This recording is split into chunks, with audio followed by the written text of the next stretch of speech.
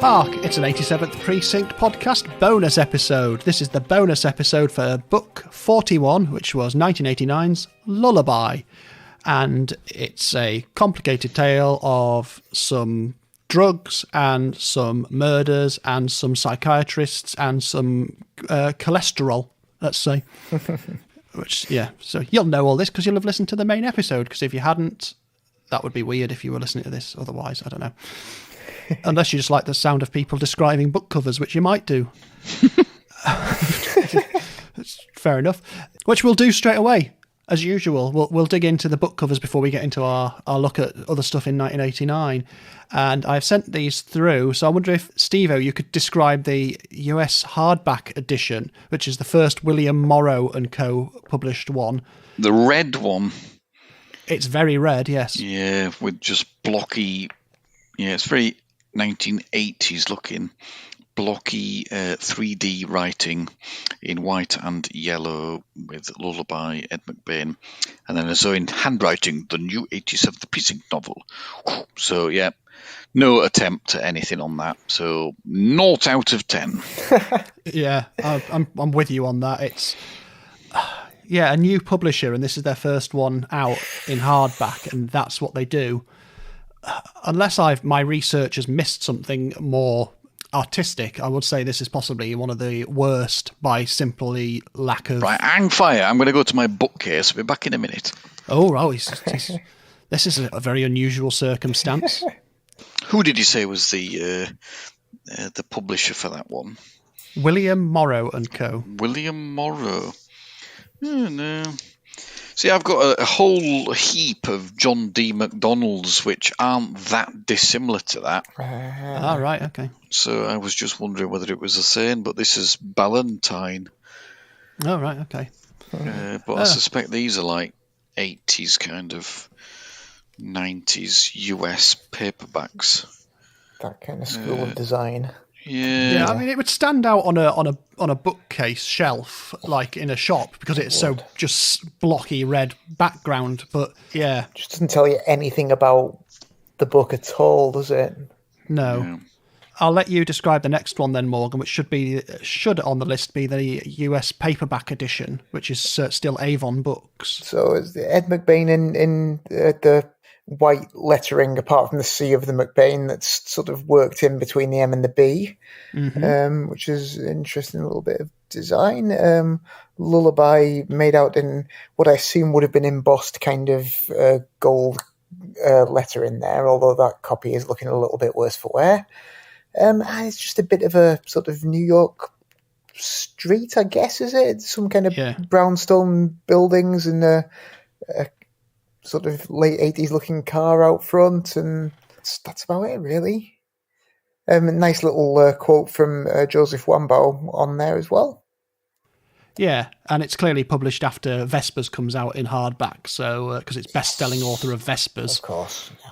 So, yeah, but yeah, it's nothing to do with the plot, is it? So, not really, no.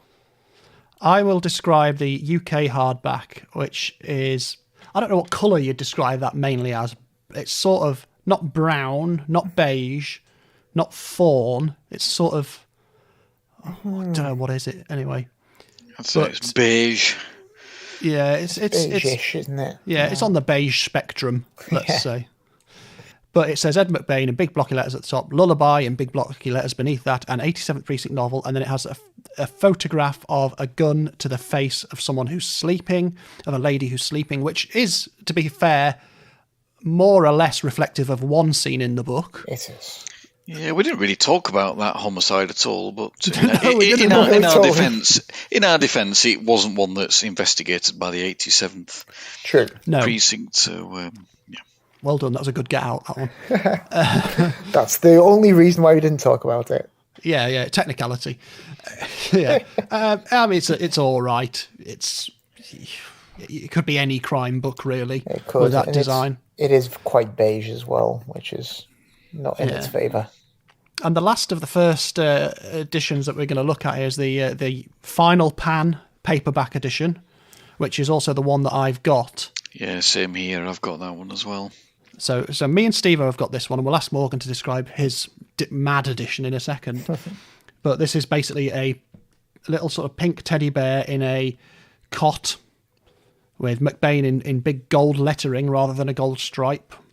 It's still a Colin Thomas cover photograph, more conceptual than anything else. Oh, I've just noticed on the spine of it says McBain Lullaby, and it's got a zoomed in close-up picture of the teddy bear's eye, which, if you didn't know it was a teddy bear's eye on the side, looks like a boil or something rather medical. I think that the teddy bear's eye is an odd detail as well, because of this bright glowing red eye. It looks like it's a novel about a haunted teddy bear, doesn't it? Yes. Yeah. See, I didn't think that the one that I've got, which is that, would be the best of these four, but I think it probably is. As it turns out, yeah. Yeah, I think you might well be right. So before we get into a quick round of huffing, as is required by Hark podcast law, Morgan, can you tell us what your edition is then? You alluded to it in the main podcast of it being a compilation. Yeah, so it's an omnibus edition of Lullaby with Vespers and Widows. So for once, actually an omnibus that makes sense, like three in a row. It's Orion. I was just having a look, and it doesn't actually tell me what year it came out, which is really helpful. But a big old brick of a book. The front cover, it's just Ed McBain in kind of big blocky orange letters, and then a sort of grainy photograph, again, New York kind of street scene, I think taken from the base of the Brooklyn Bridge by the looks of things. It's quite a nice photo. It doesn't really tell you anything about any of the novels, but I guess since it's trying to cover 3 books, it wouldn't want to do anything too specific. Yeah, you see, they've got a reason there for being vague. Yeah. What I did mean to say about it before is that it does have a specially written introduction for this particular omnibus, which I should probably have mentioned beforehand. Oh, right. So what does that tell us about the stuff that in it? Well, he's just sort of saying that... what I'll do is I'll take some pictures so you can see it, and I'll share it with you in case you want to pop it up on the Twitter or anything, or the Instagram. But when it was suggested they were released in one volume, he recalls thinking that the 3 novels were of a piece, a seamless trilogy that marked a particularly dark time in the annals of the 87th Precinct. Whether or not this coincided with a somewhat bleak era in the history of New York City is a matter for conjecture. Isola, of course, is not New York.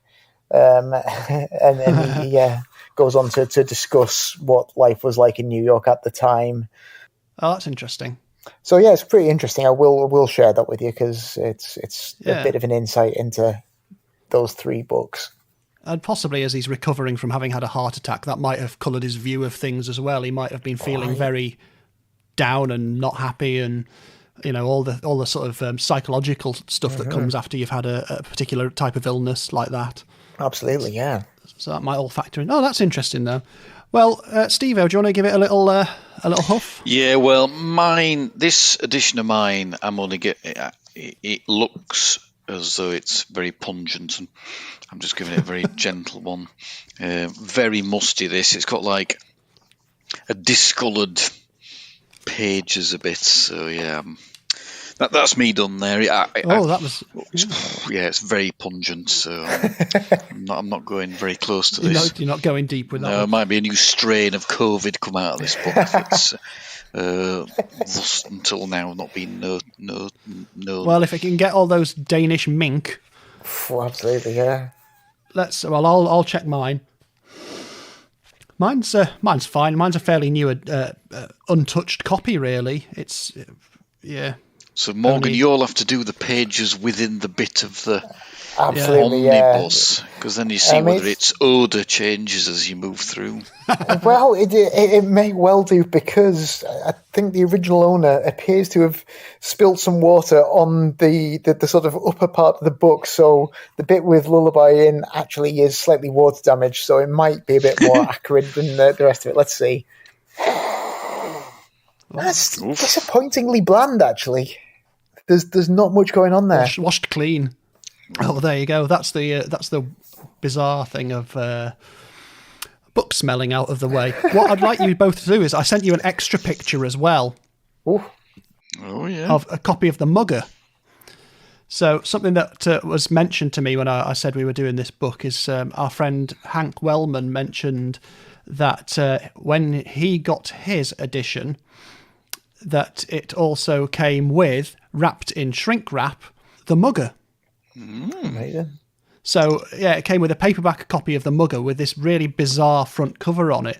So clearly when William Morrow and Co. took over the publishing, they decided to reissue this old one as a bonus thing. So, yeah, I looked up the design, and, I mean, it doesn't really serve the book particularly well, I don't think. Not particularly, no. Yeah, it's just red, like the Lullaby is. And it just says bonus book for 87th Precinct fans. A bit like this is bonus podcast for Hark fans, you see. Yes. So there you go. Yeah, it's got no art on the front, just says best-selling author of Lullaby, The Mugger, and then a couple of pull quotes from Elmore Leonard, Newsweek, and the Washington Post.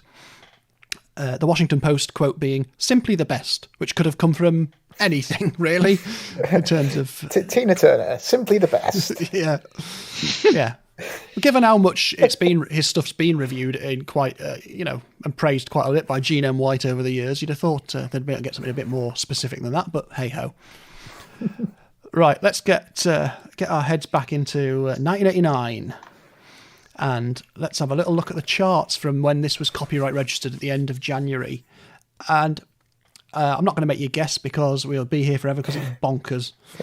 So let's deal with the top 10 of the UK from 10 to 1, and you can give me your thoughts on this. Number 10 is Wait by Robert Howard and Kim Maisel.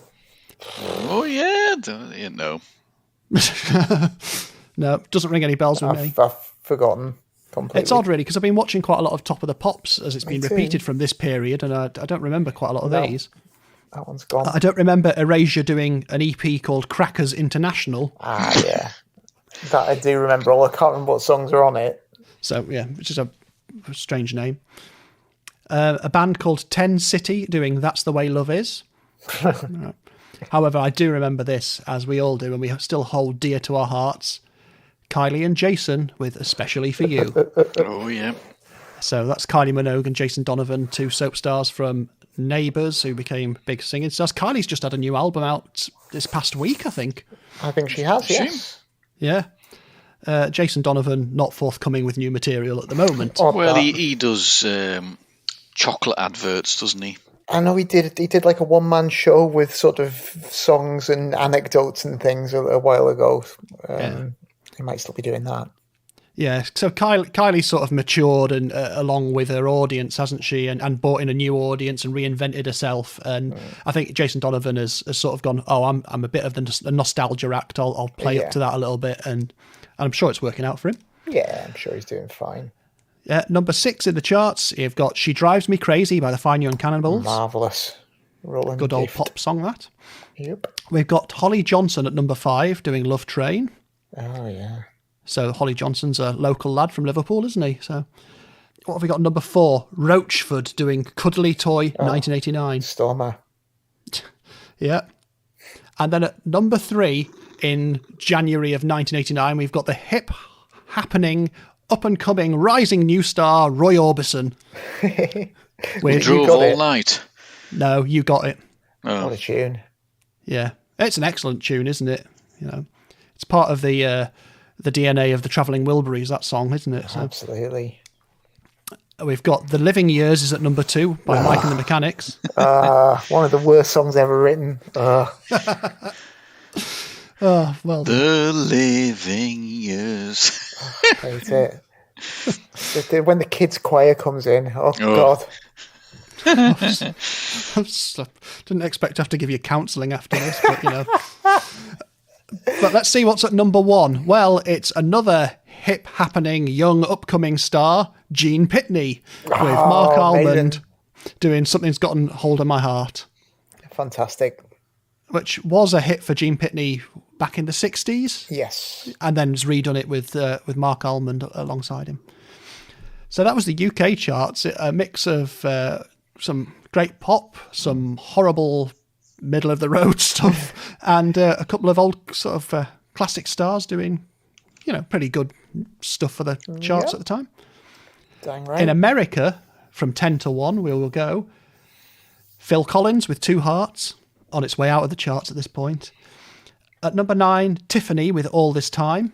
I don't remember that one. No, I don't think that hit over here, did it? No. We basically had, I Think We're Alone Now, and that was it, wasn't it, really?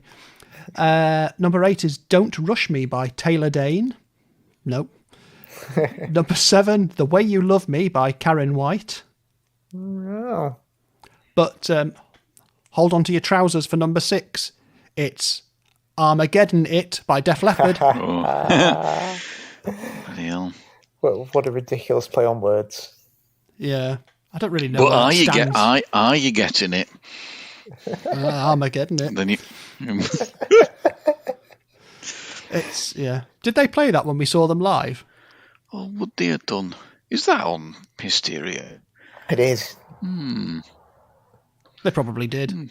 Well, they must have done, yes. Yeah, it's certainly not one of my favourites.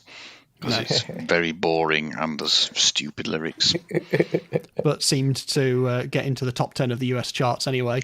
Well, I was just thinking it can't, because, so they're still releasing singles 2 years after the album They released came out. nearly all of the album as a single, didn't they? I think in the end. There were like 7 singles from it or something daft, weren't there? It was ridiculous.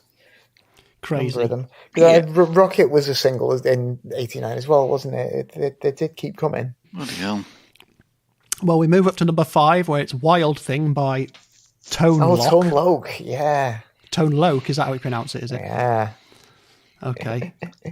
Is that just a cover of Wild Thing? It's I think the chorus of Wild Thing with some rapping. Oh, no, I remember it, yeah. I remember that now.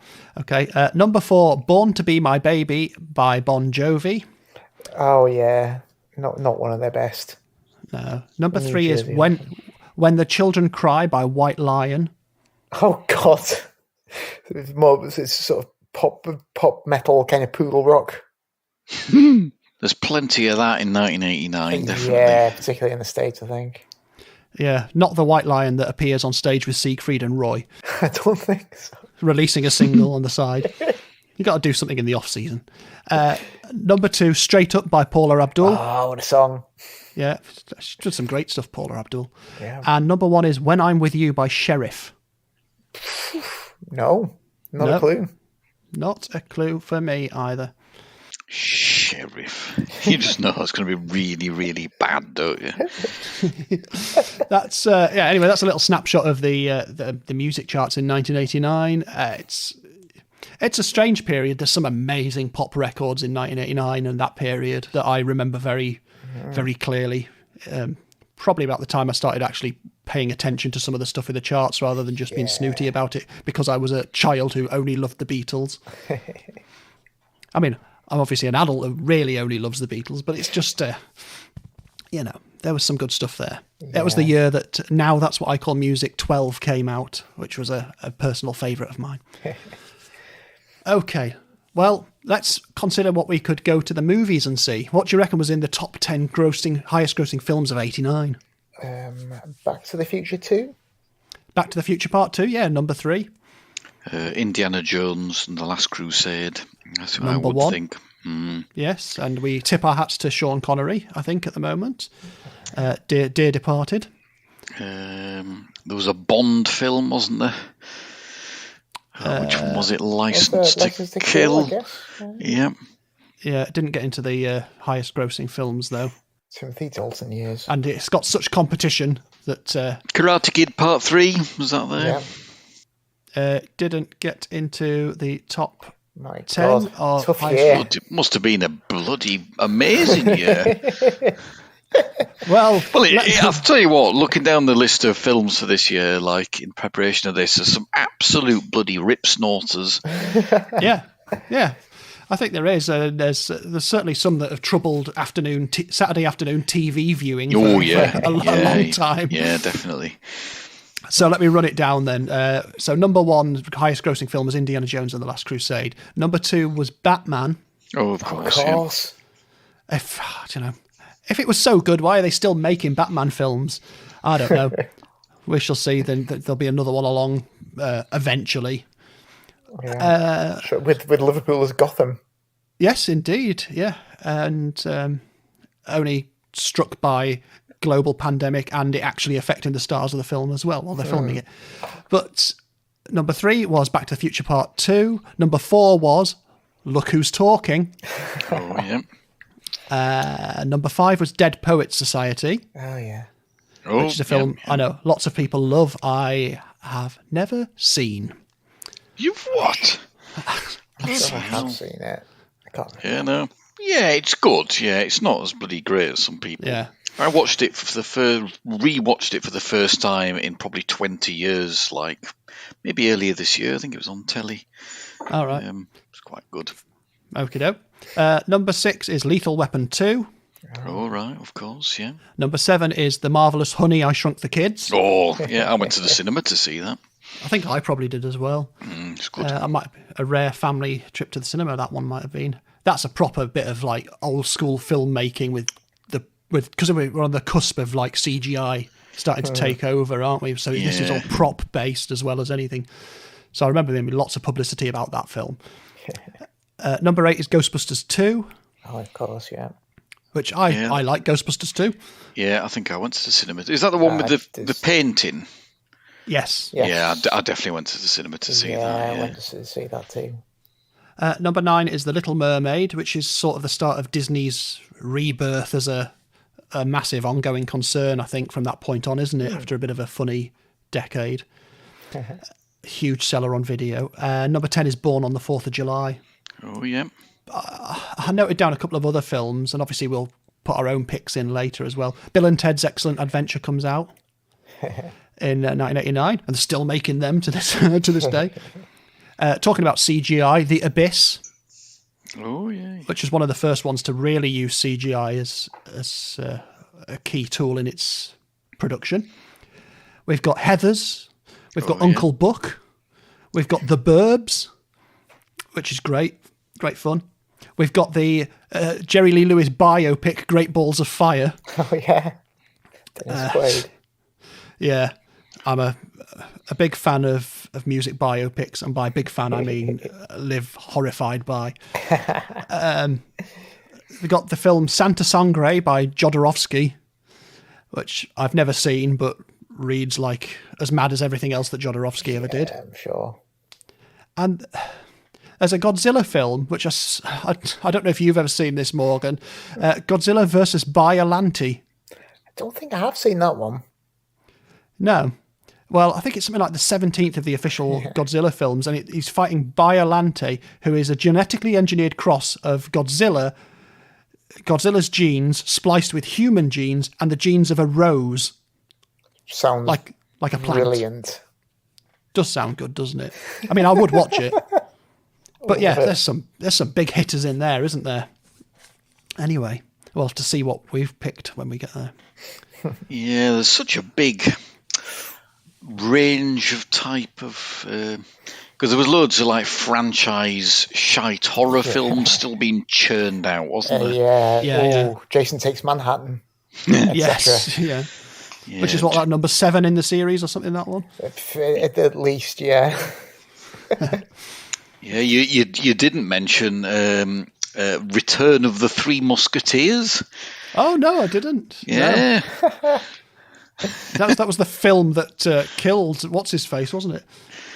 Roy Kinnear. Yeah, he fell off a horse and died. Yeah.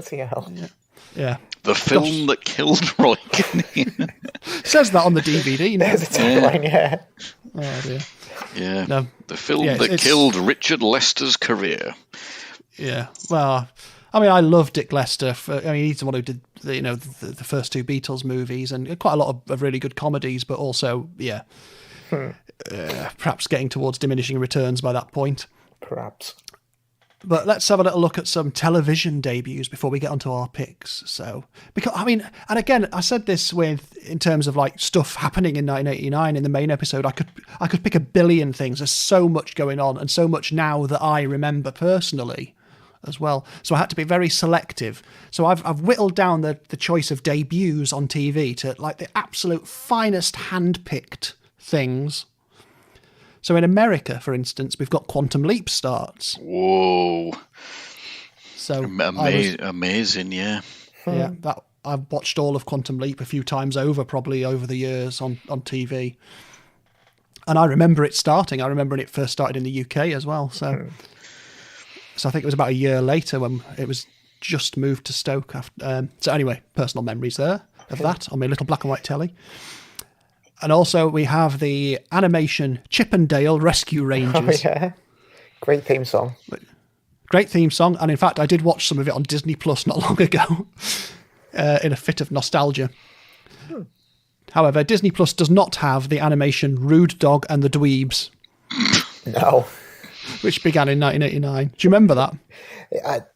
I mainly remember the name. I can't really remember anything at all about the show. Well, you know, he was a dog who ran a delivery firm. Obviously. And had the voice of Jack Nicholson, essentially. Yeah, very strange. But, yeah. We have Baywatch. Oh, God. Yeah, Scrubs, yeah. It's no Baywatch night, though, is it? Let's be honest. No.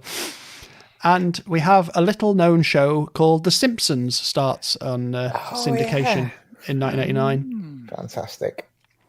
Which, of course, is on Disney Plus as well now. So it is.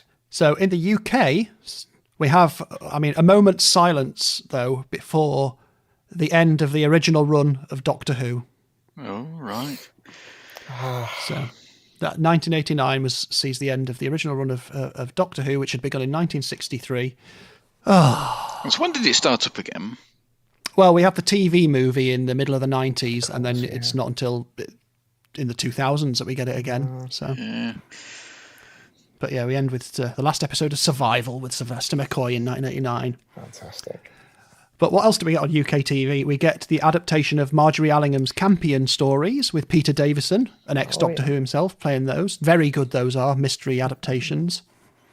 And we also get something else that I know, well, certainly Steve-O and I like very much, which is the Agatha Christie's Poirot adaptation start in 1989. Oh, right, yeah. Yeah.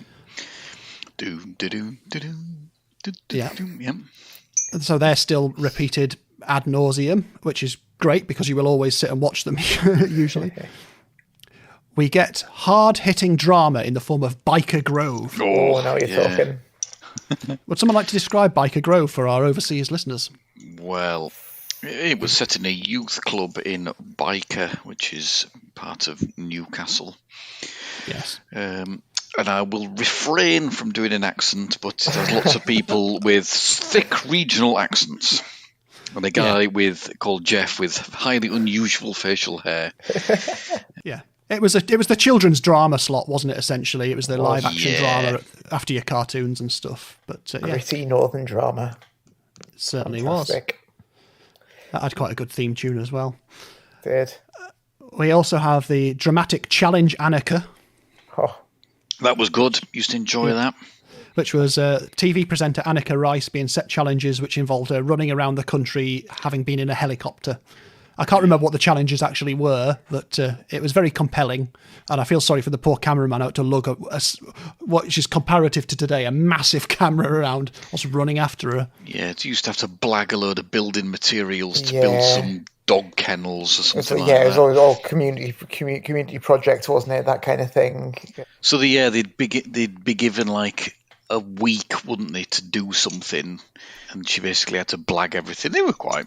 I don't think I've ever seen that repeated on television, actually.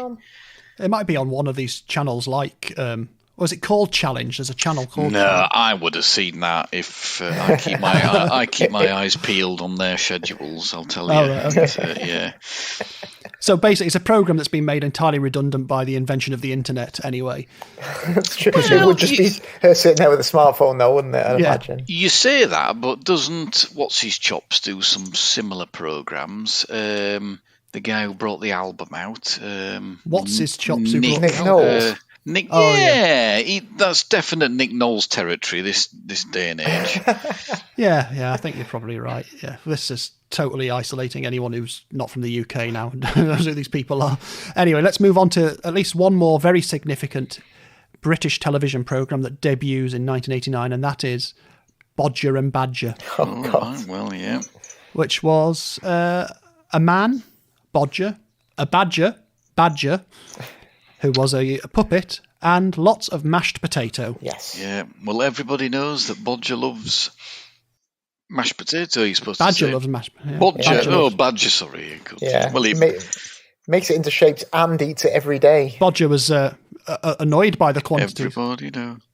I had a little friend who was a mouse. So there you go. That's what we were watching. All those things there. And a little nod to our friends in Australia. Hello, Australian friends, who would have been watching the debut of the programme Pugwall. Do you remember Pugwall at all? No. That was a kid's sort of live action comedy drama type thing. It was shown over here. It was about a kid called Pugwall. Oh, that was his sort of nickname, who was forming a band in the summer holidays. Ooh. So it was one of these ones that would be shown on British TV in the summer holidays. I seem to remember it being quite enjoyable in that sort of strange way that Australian things seem very familiar, but also quite odd as well to us. And I noticed, I noted this name down. I couldn't find any information on it, and I refused to look any further than beyond where I found the name of this. And I'm assuming this is an animation, but if any of our Australian listeners remember this, please let me know. It's called Happy Hatch Day to Plasmo. It's making me imagine all sorts of things. So, Happy Hatch Day to Plasmo. If anyone knows anything about that, please get in touch. And our Canadian friends had the introduction of the animation Barber the Elephant. Oh, that was good. Yeah. Yeah, that was on over here. Yeah, I like that. Barber the Elephant, yeah. Quite nice animation in that. Yeah. And one of my favourite programmes of all time, The Kids in the Hall, starts in Canada in 1989. Oh, yeah. Which is the Kids in the Hall sketch show. All right. It's absolutely brilliant. It used to be on Channel 4 late at night in the UK, and it's very anarchic. And it's brilliant. So let's get to our own picks as we round out this episode. Oh, yeah. And I think I will go to Morgan first to reveal what he's chosen as his film and album for 1989. Okay. Film-wise, actually, I was going to go for Bill and Ted's Excellent Adventure, but since you've already mentioned that, I feel like I probably shouldn't. I do love the Bill and Ted movies, though. They're great, yeah. Yeah. Among the few things that I could probably quote sort of word for word all the way through pretty much as a child. But since we've already touched on that, I think I will pick Do the Right Thing. Oh, right. The Spike Lee movie. Yes, yeah. Which is pretty tremendous. I haven't seen it for years, actually, but I believe it's on Netflix, so I think I'm definitely due a rewatch. Yeah, I've not seen that for a very, very long time, and I don't think I deliberately sat down to watch it when I did last see it as well. So I must watch it again and give it its attention. Yeah, it's pretty fantastic. I think it took him a long time to come up with anything else that was quite that effective. But it's a fairly amazing movie. That cool. And your album pick? Album wise, I am definitely going for 3 Feet High and Rising by De La Soul. Yay! It's an album that I enjoy so much that I've bought it twice because I think I've either wore out or lost my first copy and bought it again. But just great, like utterly unlike anything else, really. Yeah, it's the comedy sketches that are woven into it, and the game show concept, and the approach to hip hop via using humor as part of the tool of the. It's not just this is hip hop because it is sampling or it is the black voice or whatever. It's also got this humor as one of the big tools they use to make that album, which is one of the things that De La Soul just do so really well compared to so many other people. Also, the breadth of stuff that they sample from to make that is incredible. It just makes for such a fascinating listen. Just kind of as well as the kind of classic R&B samples that you always get. You've got bits of Steely Dan and Hall & Oates, but then like French language instruction tapes and God knows what, the Turtles all just cropping up. It's amazing. Yeah, that's an excellent album. Okay, Steve-O, hit us with your film and album. Well, yeah, there's quite a lot of spoiled for choice on the films, really, but definitely. As much as I like Oliver Reed, Who doesn't? Who doesn't? Yeah, well, we have mentioned it, and perhaps I should go for something else. But I think I'm going to go for Uncle Buck, because what's a great film, and I have seen that many times. And it's a proper complete film in itself. It's really it is indeed a John Candy tour de force. I would say. Yes, so that would be my movie. And then, you see, I was there's quite a lot for albums of like fairly crap kind of like hard rock metal output in 1989. Now you could be a bit perverse and go for one of those. Well, no, I'll keep my powder dry on some of those. But I think what I'll go for, I think I shall go for Freedom by Neil Young, which we've not got to mention him very often on this. I don't think we did the album picks when he was releasing anything writing home about. I think since we started, he's mainly been doing his odd 80s period, hasn't he? Although I think Trans is definitely a masterpiece out of that era, but indeed, Freedom is a roaring return to form, isn't it? It is indeed, and it's got a bit of something for everybody on there, whether you like his kind of noisy mayhem or his more subtler stuff. So yes, I will go Freedom by Neil Young, definitely worth a listen. And thinking about it, I have not listened to that album for absolutely yonks, so I might. Nor have I. Might stick it back out. Indeed. Well, there we go then, yeah. Well, that's something to put on really loud later. Right, so it comes to my picks then, and I didn't have much trouble with 1989 as a year for choosing things, because 1989 is the year that the film UHF comes out, the Weird Al Yankovic movie. Tremendous. Which, if anyone would like to, I am on an episode of Betamax Video Club discussing this film, which came out earlier this year, back in January, I think, which is basically me just going, oh, I love it. Oh, I love this film. Oh, it's great.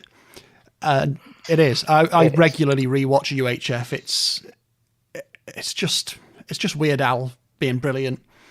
And it's a great, silly film. I can't recommend it enough for fun. And the album I will pick is, funnily enough, a Paul McCartney album. Hey. So Paul McCartney's 1980s is an interesting time because it starts out with a couple of really, really great albums. Then in the mid-80s, it tails off and gets quite poor. And then he has a sort of little bit of a break, and then he comes back with Flowers in the Dirt. And I think this is the first album I bought or requested to buy with what little money I had, pocket money wise, I was given, that I went in, I want that album. I bought it on tape. And it's got a lot of collaboration with Elvis Costello songwriting on it. I mean, production wise, it was a bit of a funny one to listen to for a while because it was very 1989. A lot of Trevor Horn production and things on there. But it's got some astonishing songs on it, some really, really good singles on there as well, and things like Put It There, which is just a beautiful little song. So for me, it's Paul McCartney's Flowers in the Dirt, which I managed to resist buying the something like £225 reissue box set that came out not long ago, last year in fact, much as I would have wanted it. So there we are. There's things for anyone who wishes to dip back into the world of 1989 to look up, watch, or listen. So that's nice, isn't it? Anyway, there for everyone. It really is. It is indeed. And we move on next year to, we move on in the next episode to the next year, which is 1990, when we come back with the book Vespers. But until then, I hope everyone is keeping safe and well and sane and all right. And if you can hear my voice breaking up from where my tonsils have been tickled by a COVID test, and so I better stop talking now. So I'm going to say goodbye. Steve-O? Goodbye. Morgan. And fare thee well.